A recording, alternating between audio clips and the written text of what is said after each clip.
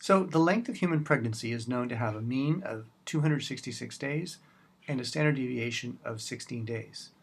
And based on records from a large hospital, a random sample of 25 women who were smoking or drinking during pregnancy have their pregnancy lengths recorded in a data file, which you see over here. We want to know if the data provide enough evidence to support the well-known fact that women who smoke and or drink during pregnancy have shorter pregnancies than women in general. So first of all, notice that this first sentence here is giving you information about the population. The population mean is 266 days, and the population standard deviation is 16 days. That's important information. We're going to need that. And it coincides with what we've been talking about, which is when the standard deviation of the population is known, we can go ahead and do a z-test or a z-hypothesis test to test our claims. So let's go ahead and do that in StatCrunch over here.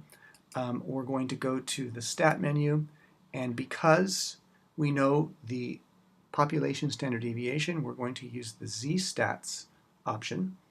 We have one sample, and obviously we have data rather than a summary. So we're going to select that option. As usual, we have to select the pregnancy length. And then one thing that many students forget to do when they first run these tests is go ahead and fill out one of these optional boxes. We're used to not having to fill out a lot of the optional information here in StatCrunch, but here we do know the standard deviation of the population. It's given to us as 16 days. So we have to put in 16 there in order to get the right results. The rest of the optional stuff we can leave alone as usual, but this one is important. Okay, so we're performing a hypothesis test. We want to see if the mean varies from 266 days, so we'll put 266 here.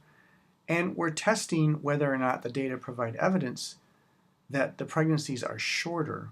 So our alternative hypothesis would be that the mean pregnancy length for women who smoke or drink would be less than 266. Okay, with all of that in place then, we can compute the test for us. And here's what we get. Here's our sample size of 25. Our z-statistic is negative 1.975 with a p-value of 0.02. So if we assume an alpha value of 0.05 in this situation, the p-value that we get is lower than the alpha value. And so therefore, we have enough statistical evidence to reject the null, that the mean is 266, and to accept the alternative, which says that this sample of women who smoke and or drink do have shorter pregnancies than women who do not. Once again, just for visualization, let's go to our normal calculator. And because this z-statistic, this test statistic, is on the standard normal curve where the mean is 0 and the standard deviation is 1, we can look to see for this left-tailed test what the probability that some value will be less than our t-statistic of negative 1.975.